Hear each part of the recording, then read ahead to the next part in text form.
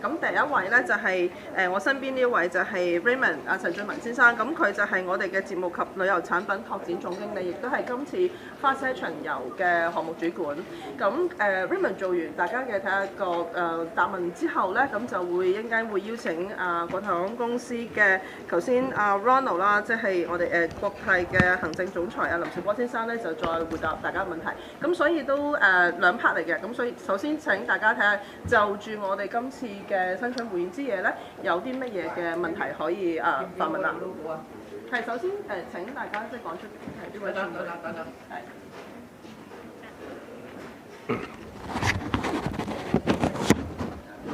冇問題啊。我巡遊。佢等埋。哦 ，OK。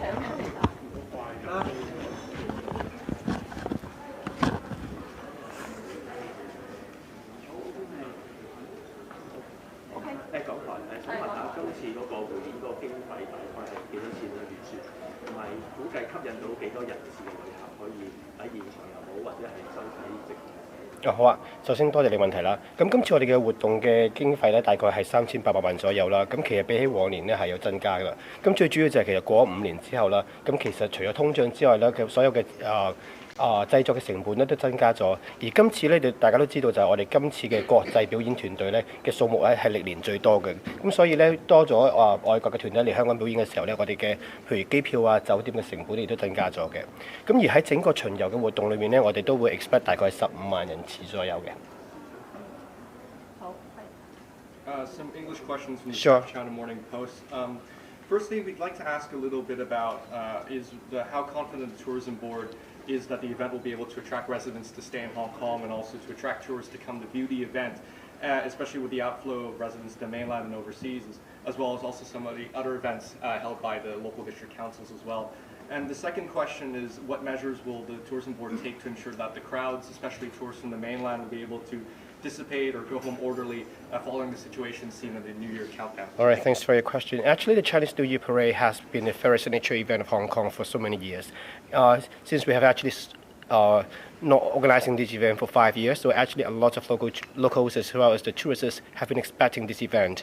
And in fact, for the whole Chinese New Year promotion, besides the parade on the first day of the new year, we also have a series of events around Chinese New Year to make our tourists to stay longer.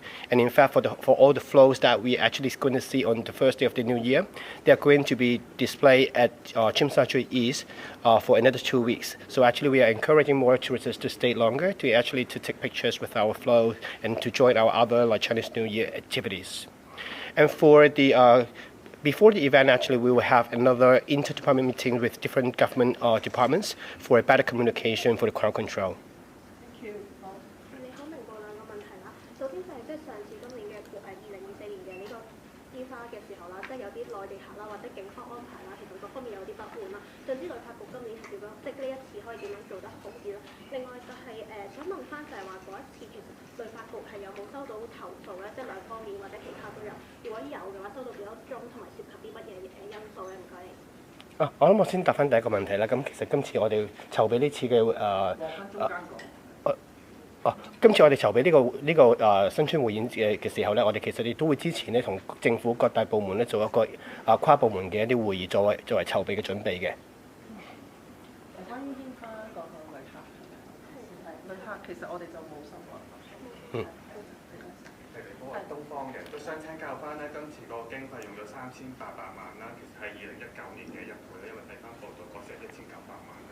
其實有冇話今次即係諗住今次仲多咗1倍嘅錢，能夠可以吸引到，即係可以帶嚟幾多經濟收益啊？或者對成個匯演嘅幫助，或者係盛大方面點樣吸引到更加多遊客？因為見到呢個預計嘅遊客都係同上次得15萬，即係點樣可以吸引更加多咧？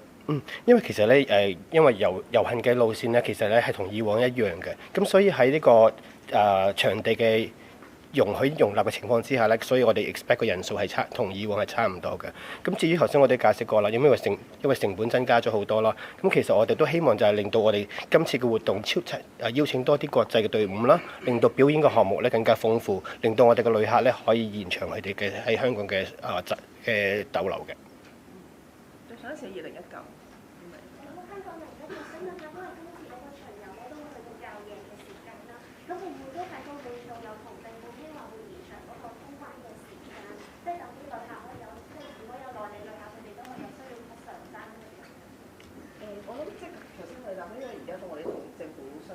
即係嗰個安排咧？咁因為 Raymond 都係就住嗰個活動本身嗰個內容嘅籌備，而家即係做咗先嘅。即係其他安排，我哋稍後讓政府或者警方再公布嗰個安排。One question from our UK. So, Cathay Pacific is also among one of the participants. So, given the recent incidents, are you concerned that it will kind of halt the number of visitors to this event? I don't think actually this is that's going to affect anything about the event. Yeah, and they have been a very close partner with us for 22 years. 我見到有5個區係可以買飛入場啦。想問下其實嗰度係會有幾多張飛啦？總共有幾多人可以買飛入場啦？同埋會唔會有網上賣飛啦？同埋第二個問題就係想問下其實即係想問下會唔會有即係期望可以吸引？點解會話路線一樣人數都差唔多，但係經費用多咗1倍嘅時候，會唔會有其他嘅方法，希望可以吸引到更加多旅客訪港？咁其實喺我哋今次嘅票務啦，咁其實都會係喺實體上面，我哋會喺我哋嘅 Visitor Centre 嗰度開始售賣啦。咁其實我哋成個event 咧，我哋大概嘅票咧都大概有2500張左右嘅。咁我哋其實個價錢咧都同2019年係一模一樣嘅咁樣。想 clarify 翻嗰個 cost 咧，頭先記者朋友講話100人1倍，其實唔係，我哋講緊嗰個3800萬係同19年相比係大概係四成度啦。佢增加係。所以 clarify 翻呢個 point 先。係，如果冇其他問題，我哋就可以邀請國泰。係最尾。係。想問下呢15萬嘅預計吸引嘅人次係有幾多係旅客？同埋預計可以帶嚟幾多經濟效益？我哋會預計起碼會有30%嘅會係旅客啦。咁你會至於經濟效益咧，暫時我哋未能可以即刻可以估計得到住嘅。好，唔該晒。咁我哋請林生。大家等下各位。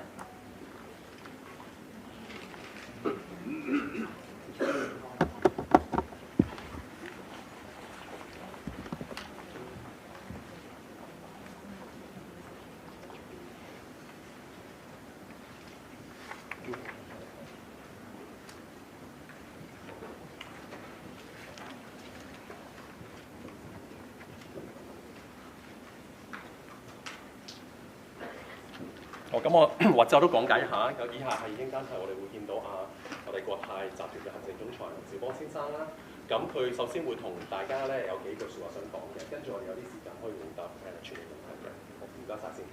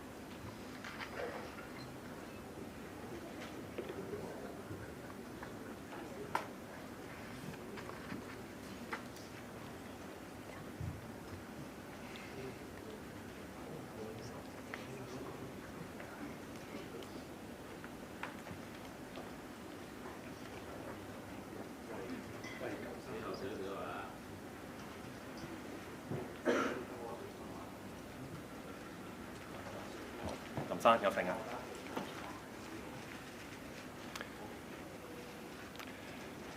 各位傳媒嘅朋友，大家好。今日咧，我想借呢個機會，就近期航班取消嘅事件咧，向大家作一個總結。咁首先咧，我想交代再次交代咧事件嘅成因啦，同埋我哋嘅應對。咁我想分2個階段去講。咁第一個階段咧，就係由聖誕節到1月中，即係到今個禮拜。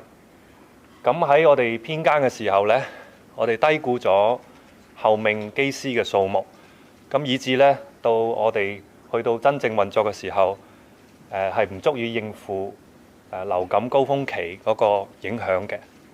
咁我哋都好快作出咗反應，我哋咧為咗令到對旅客嘅影響咧唔好再進一步擴大，我哋咧都決定取消部分嘅航班，令到咧我哋餘下嘅航班咧都可以順利咁去運作。咁呢個咧係我哋第一個階段。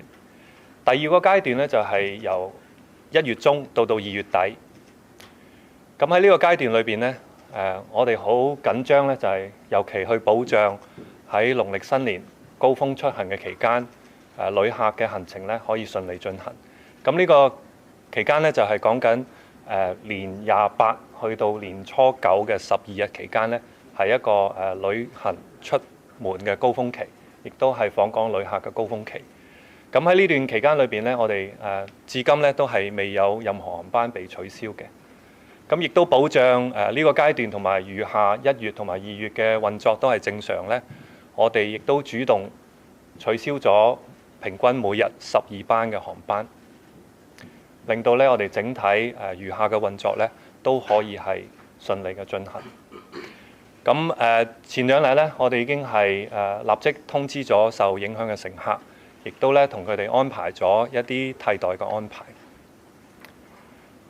對於受影響嘅乘客咧，我哋再一次喺度咧代表國泰航空咧向佢哋致以咧一個深切嘅歉意。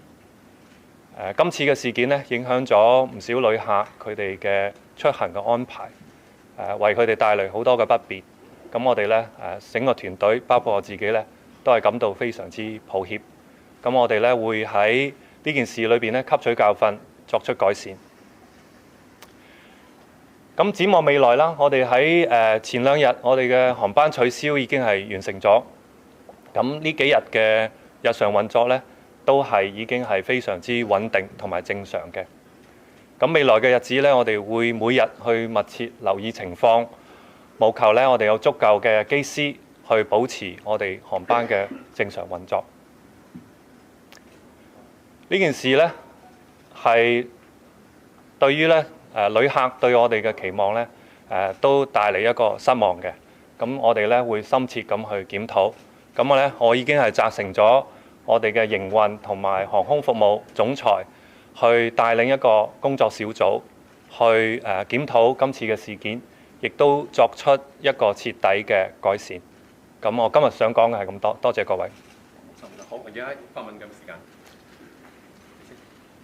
咁想問翻林生啦，咁就有客戶都投訴喺取消咗航班12個鐘之後，先至有呢個公司嘅相關人員喺 Facebook 嗰度做翻個回應啦。咁會唔會話嚟緊個改善方案會點樣去改善？即係可能即時咁樣協助到啲乘客咧。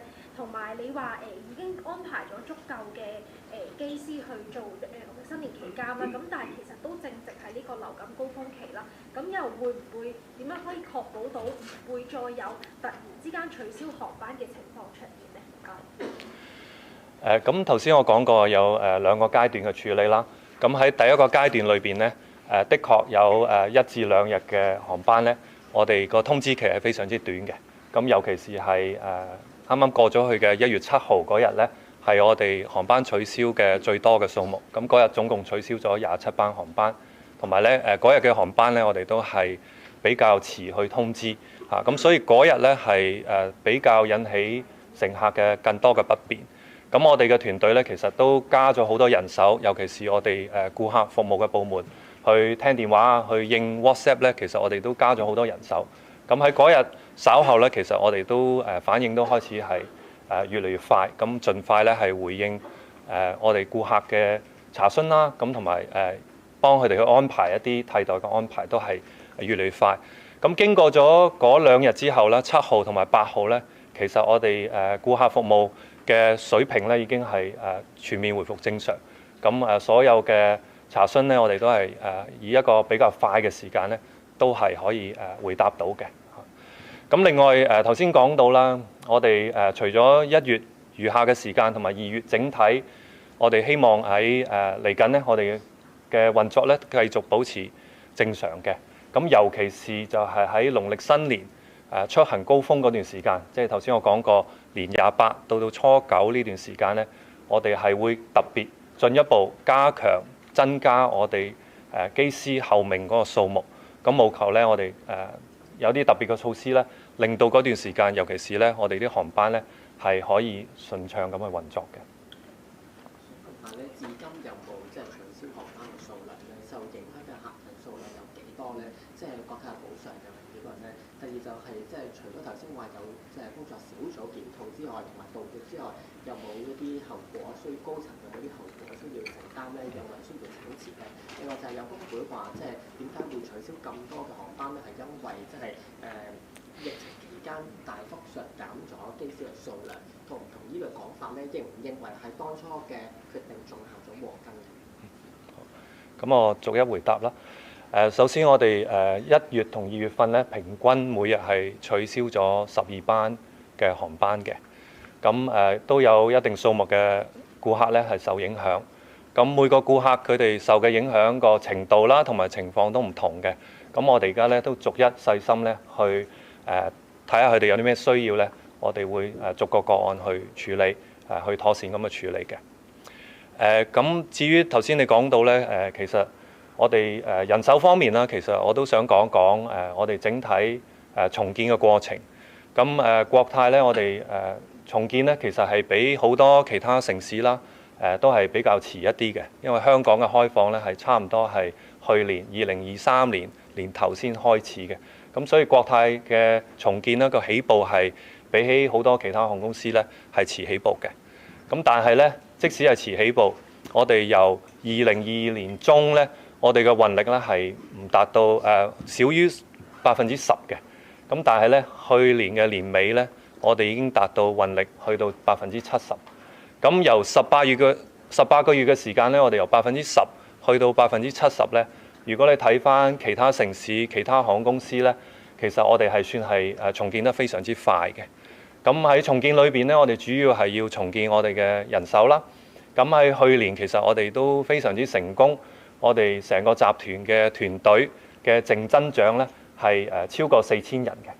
咁喺今年咧，我哋集團咧會繼續有個淨增長嘅人力嘅，咁係會超過5000人。咁所以呢2年咧，其實喺我哋77年歷史裏邊咧，其實係一個最快增長嘅2年嚇。咁所以咧裏邊咧，我哋好努力去請人啦，去做培訓啦，同埋個好消息咧就係香港開放以後咧，其實我哋所有員工嘅群組包括機師啦、機艙服務員啦、我哋地勤啦、後勤嘅人手咧，我哋嘅流失率咧都係已經係非常之正常，咁已經係持續咗1年嘅時間。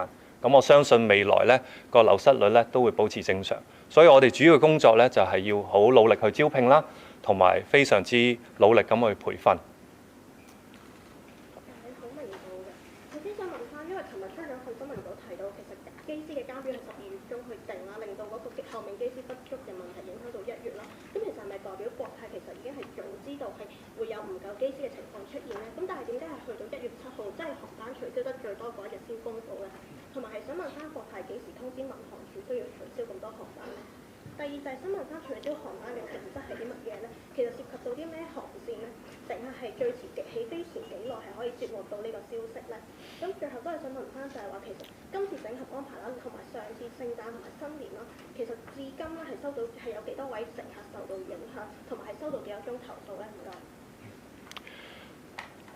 咁我哋每月咧，我哋會出監表俾我哋嘅前線機組人員啦，包括機師同埋機艙服務員。咁所以12月嘅監表咧，其實係11月中就出咗。咁出咗之後咧，我哋其實去到聖誕節嘅時候咧，我哋先發覺咧後面嘅機師咧嘅數目係唔足以抵消流感高峰期嗰個影響嘅。咁所以喺12月最後嗰個禮拜咧，其實已經係1月嘅監表出咗，因為1月監表咧係12月中去出嘅。咁所以咧，我哋1月監表已經出咗，咁所以12月底見到有呢個問題之後咧，其實我哋都睇翻1月嘅情況係點樣樣。咁但係個監表已經出咗，所以咧同一個問題咧，亦都係延伸到1月嘅時候。咁所以我哋都冇辦法，就係頭先我講第一個階段去到1月中咧，我哋都係要係主動去取消一啲航班，令到咧旅客嘅影響咧唔會進一步擴大嚇。咁我哋都做咗一啲果斷嘅措施，令到整體嘅情況咧係可控嘅嚇。咁2月呢個監表呢，下個禮拜會出啦，咁我哋都吸取教訓啦，我哋都會做一啲調整。咁成個2月，尤其是剛才講到農曆新年出行高峰嗰段時間呢，我哋都會加大候命機師嘅數目，令到呢成個2月包括農曆新年出行高峰嘅時候呢，我哋嘅航班呢都可以確保運作正常。即係講一講頭先點樣取消啲航班，或者係咩航班被取消？咁剛才都提到就係1、2月平均呢，我哋每日已經取消咗12班嘅航班。咁我哋呢都係努力係盡早去通知我哋嘅旅客啦。咁但係有2日，1月份有2日，尤其是1月7號同埋1月8號嘅2日呢，嗰個通知時間係比較短啲。因為我哋取消嘅決定都係喺1月6號去做嚇。咁但係咧，餘下嗰啲日子咧，其實對於旅客嘅通知嗰個時間咧，至少都有幾日嘅時間啊，咁甚至有啲係幾個禮拜嘅時間，咁所以越嚟越對旅客嗰個不便咧，希望都係減到最低。請問取消航班嘅準則係乜嘢？取消航班嘅準則，我哋都希望咧係減少對旅客嘅影響啦。咁我哋盡量都係希望咧受影響嘅旅客係減到最低。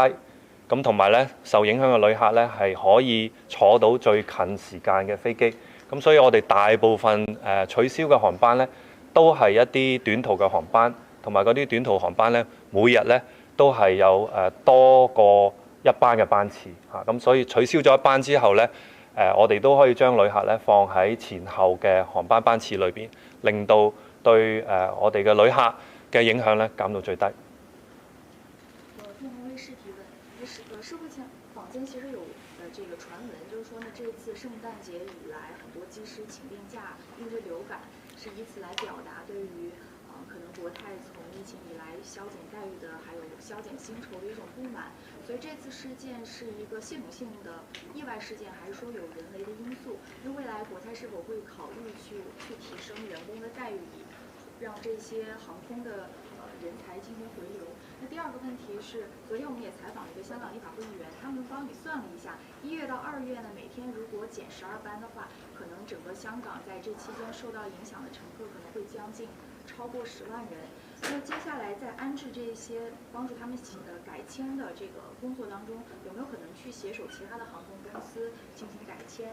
以及接下来取消的班次是否已经确定了？是否可以提前的进行公布，让他们提前有导入安排？谢谢。好。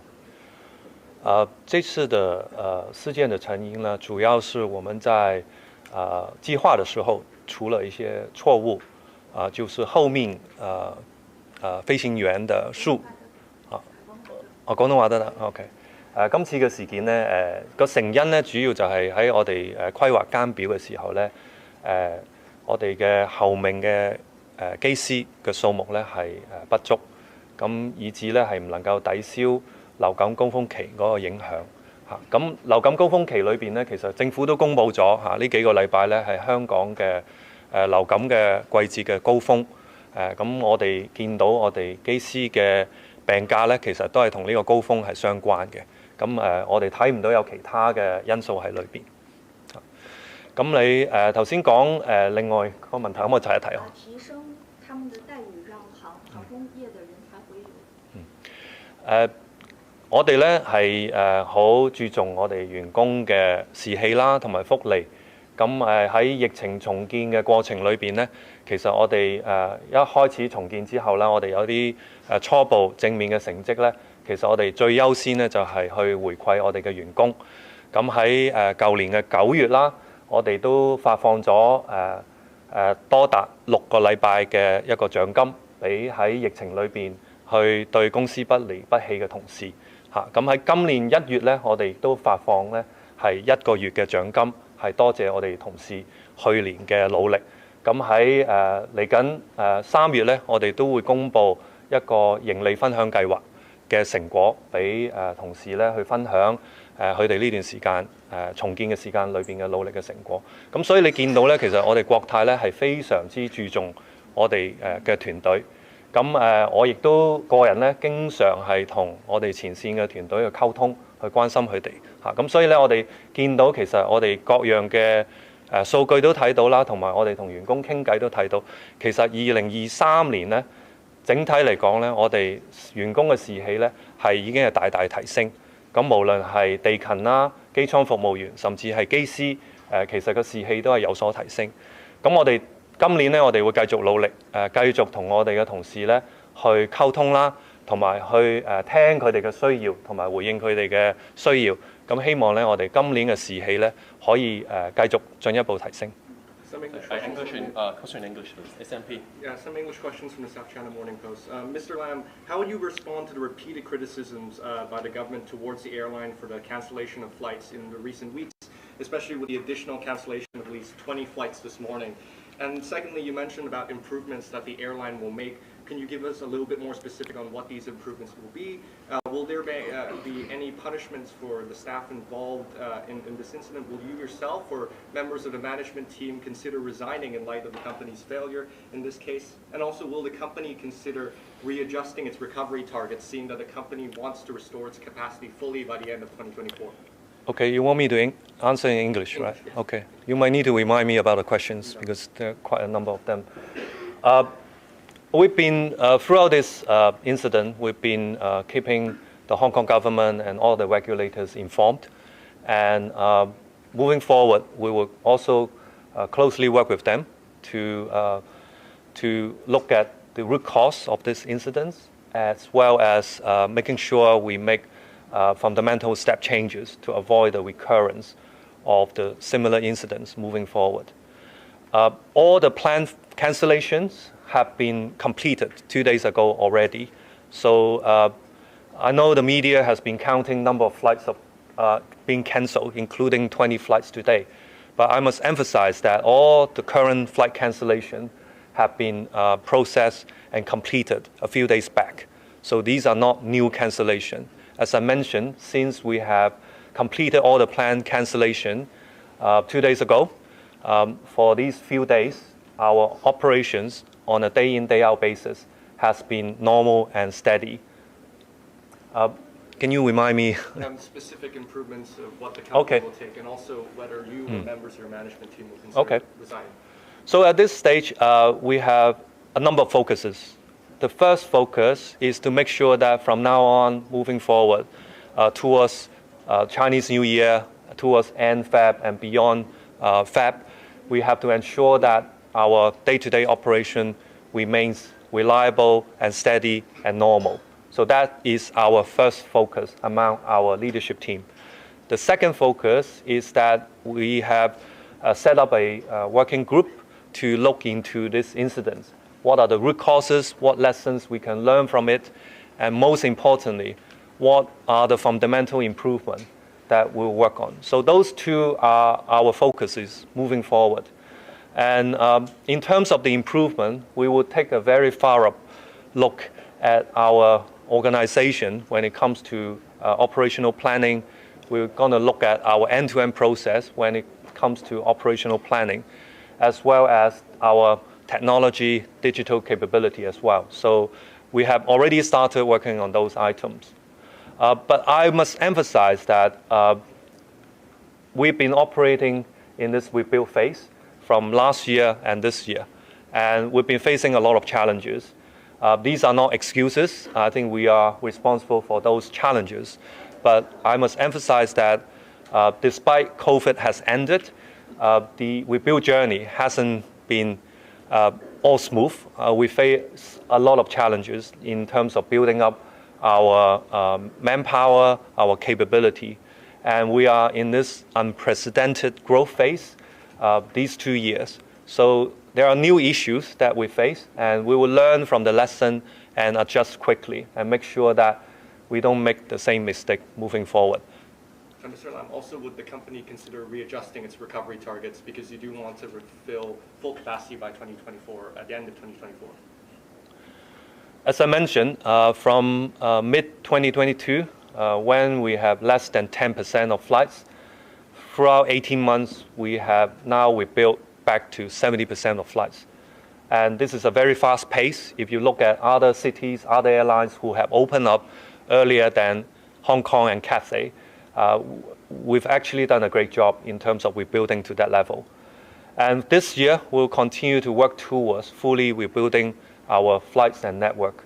But as we have learned from this incident, I think one important factor as we rebuild is that we have to ensure our schedule, our flights are reliable and stable for our customers. So there's a balance we have to take in terms of the pace of our rebuild. 唔該，時間關係，最後兩條問題，呢邊有冇先？林生，OK，前面啦，唔該。林生，即係因為機師協會之前有份聲明都提到個數字，就係嚟緊一年可能有過千名機師會流失，即係離任啦。應該係大概2000人到佢計到個數字，可唔可以林生 confirm 下究竟個數字係真確定係唔正確咧？如果係頭先林生都提到話有啲獎金係即係鼓勵一啲現職嘅員工，咁有冇一啲計法去重聘或者挽留一啲機師嘅？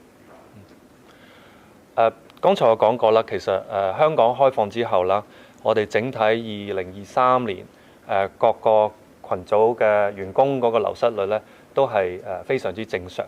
咁裏邊咧包括咗我哋機師嘅流失率都係非常之正常。咁喺2024年咧，我睇唔到呢個趨勢係有改變嘅。咁我都預計我哋機師嘅流失率咧係會保持正常。咁同埋咧，我哋都好努力一直係去招聘啦，同埋培訓新嘅機師。咁去年咧，其實我哋都做咗好多招聘嘅工作啦。咁喺機師裏邊咧，其實我哋有好成功招聘到新嘅機師啦，包括見習機師同埋有經驗嘅機師。咁甚至咧裏邊咧都有數百名嘅以往疫情前離開我哋有經驗機師咧，其實都係重新加入咗國泰機師嘅行列嘅。咁今年我哋會繼續都係非常之努力去招聘同埋培訓機師嚇。咁我哋嘅進度咧都係按住我哋嘅計劃去進行，都係順利嘅。OK。